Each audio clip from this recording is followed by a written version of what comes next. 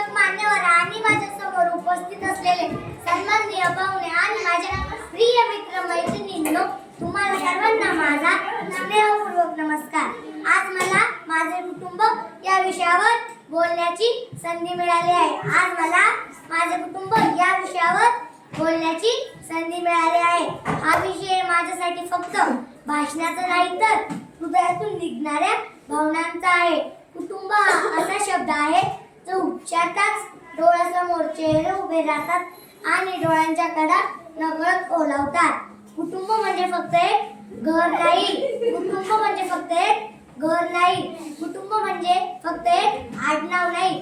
कुटुंब म्हणजे फक्त एक आडनाव नाही. कुटुंब म्हणजे आपण रडलो तरी आपल्याला मिठीत घेणारी माणसं.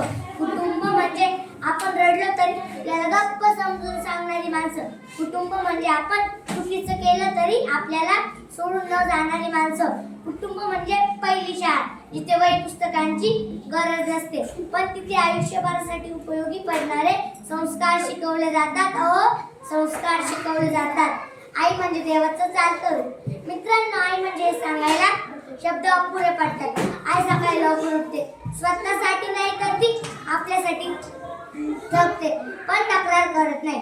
तिच्या डोळ्यात स्वप्न नसतात. आपण जी स्वप्न बघतो ती स्वप्न ती तिची स्वतःची मानते. आईच्या कुशीत संपूर्ण जग मावलेलं असतं. लहान असताना तिच्या कुशीत सुरक्षित वाटायचं आणि मोठे झाल्यावर तिच्या आठवणीत शांत वाटतं. वडील न बोलता सहन करणारा आधार. वडील कधीच म्हणत नाही की मी थकलो आहे, पण त्यांच्या चेहऱ्यावरच्या रेषा हे सगळं सांगून जातात. वडील आपल्या हातात मोबाईल देतात आणि स्वतःचे हात कष्टाने झिजवतात. आपण मोठे होतो, नाव कमवतो आणि त्या यशाच्या पायऱ्यांखाली वडिलांच्या घामाचे थेंब अजूनही जसेच्या तसे ओले असतात. वडील शब्दात न मावणारी ताकद आणि नजरेतून व्यक्त होणारे प्रेम. आजी आजोबा आजकालच्या धावपळीच्या जगात आपण मोबाईल मध्ये जग शोधतो, पण आजी आजोबा आपल्याला स्वतःला जग शोधायला शिकवतात. आजी आजोबांच्या गोष्टीत अनुभव असतो, संस्कार असते, शिकवण असते. आजी आजोबांनी पाठीवर हात ठेवून दिलेला आशीर्वाद धरून देवाचा स्पर्श असतो. भावंड आपल्या आयुष्यभराची सोबती. भावंड आपल्याशी रुसतात, फुटतात, हसतात.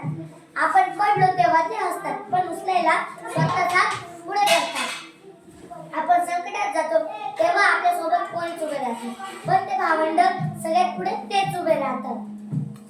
कुटुंबाचे मोल. आज माणूस आकाशाला गवसणी घालतोय, पण शेजारच्याच नाव विसरतोय. आज आपल्या आई वडिलांशी बोला, आजी आजोबांच्या पायांवर हात ठेवा, भावंडांना मिठी मारा, कारण एक दिवस असा येईल की फोटो असतील पण आवाज नाही.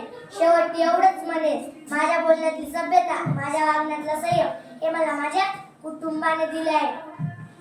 माझी शक्ती, माझी स्वप्नबाईची हिंमत हे पण मला माझ्या कुटुंबाने दिले आहे. जय हिंद, जय शिवराय, जय जिजामाता, जय हिंद.